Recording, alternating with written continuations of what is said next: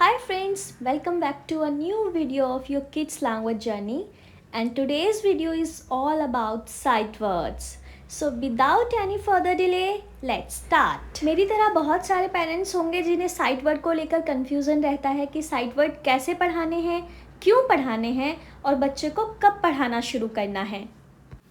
Now first try to understand what are the sight words. ये ऐसे words होते हैं जो रिपीटेडली बच्चों के रीडिंग मटेरियल में या मैं कहूँ स्टडी मटेरियल में देखने को मिलते हैं and most of the time they are hard to decode phonetically. Even मैं कहूँ तो 70% साइड वर्ड्स को आप फोनेटिकली रीड नहीं कर सकते हैं. जैसे आप यहाँ देखिए, ये छोटे बच्चों की स्टोरी बुक है. इसमें बहुत सारे वर्ड्स ऐसे हैं जो फोनेटिकली पढ़े जा सकते हैं, लेकिन उसके साथ साथ बहुत सारे ऐसे साइट वर्ड हैं जिनको आप फोनेटिकली नहीं पढ़ सकते. जैसे is, a, it, is again, her, but, no, one, is and very. So these are all sight word.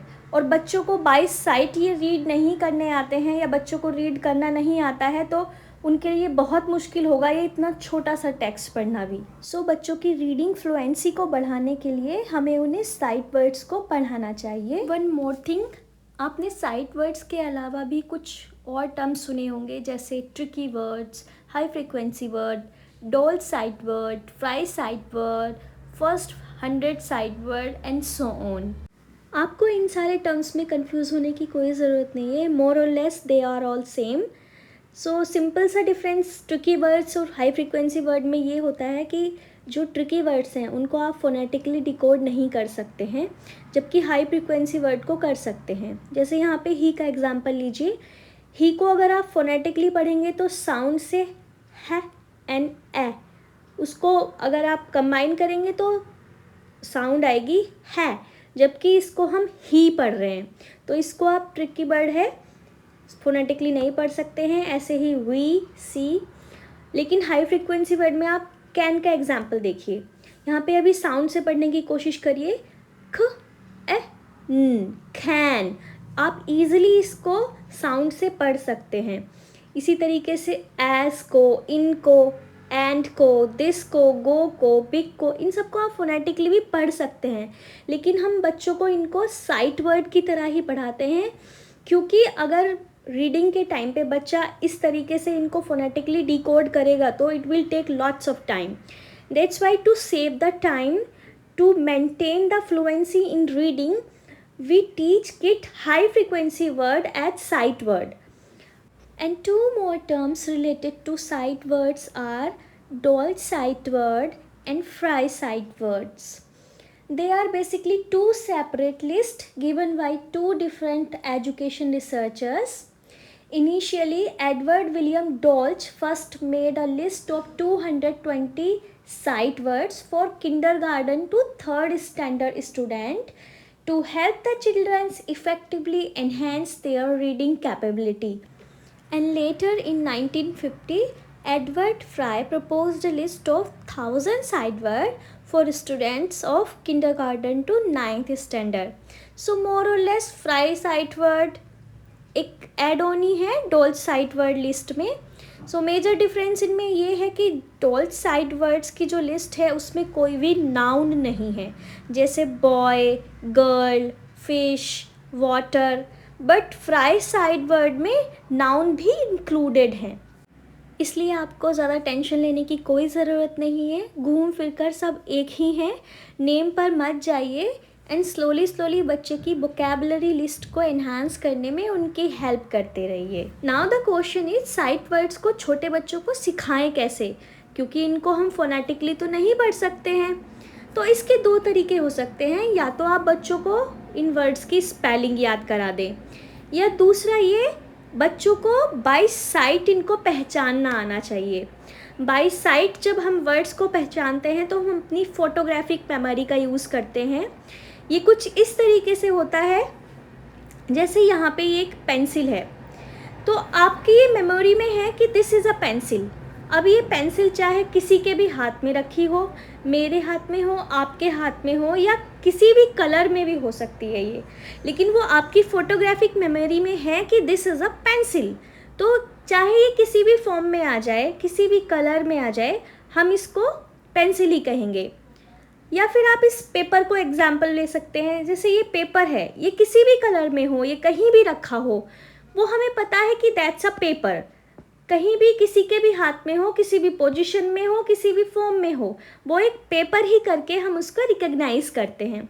उसी तरीके से हमारी फोटोग्राफिक मेमोरी काम करती है, और उसी की हेल्प से साइट वर्ड्स को बच्चों को सिखाया जाता है कि by sight they know this is the word, this is that word, but it's not necessary कि हम उसकी स्पेलिंग भी जानें। नाउ द क्वेश्चन इज, हमें साइट वर्ड्स कराने कब हैं?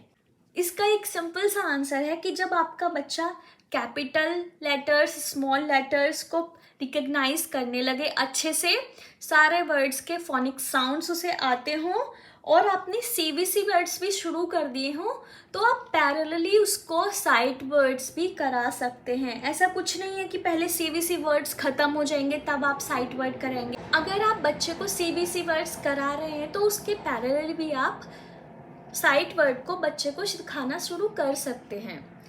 बट पहले आप क्या कर सकते हैं, पहले बच्चों को आप 2 लेटर वाले जो साइट वर्ड होते हैं वो सिखाइए। उसके बाद आप बड़े जो वर्ड हैं, 3 लेटर वर्ड हैं, 4 लेटर वर्ड हैं, उन पर मूव करिए।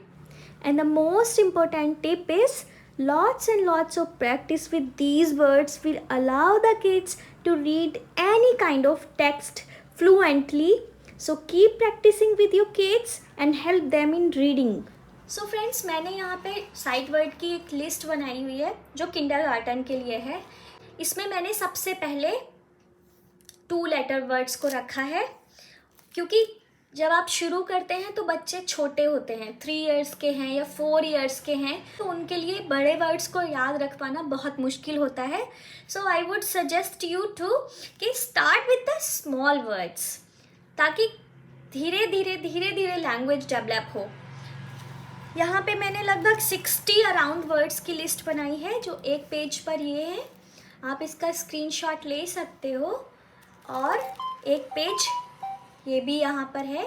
यहाँ पे 3 letter words and 4 letter words भी हैं, तो किंडरगार्टन के बच्चे इन्हें आराम से कर सकते हैं।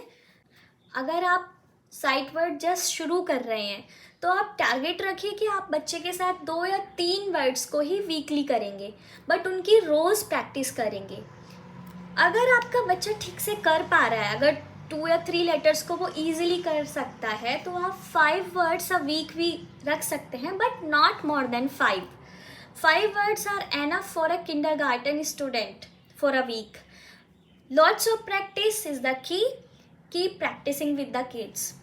सो आप वीकली अपना प्लान बनाइए और उसी अकॉर्डिंग बच्चे को भी साथ में सिंक करके चलिए। जैसे आपने फर्स्ट वीक के लिए ये 5 वर्ड्स रखे हैं, आप पहले दिन आई को इंट्रोड्यूस करेंगे, नेक्स्ट डे आप इसको इंट्रोड्यूस करेंगे, तो आपको प्रीवियस डे जो सिखाया है बच्चे को उसको भी रिवाइज कराना है। सेम वे आपको एक एक करके जाना है। और जो ये लिस्ट मैंने बताई है, इसमें ऐसा नहीं है कि ये डोल साइड वर्ड हैं या फ्राई साइड वर्ड हैं, ये हाई फ्रीक्वेंसी वर्ड हैं, जिसमें यहाँ पे देखिए ये जो है बॉय, ये आपको डॉल्स साइड वर्ड में नहीं मिलेगा, क्योंकि डॉल्स के साइड वर्ड में नाउन नहीं है।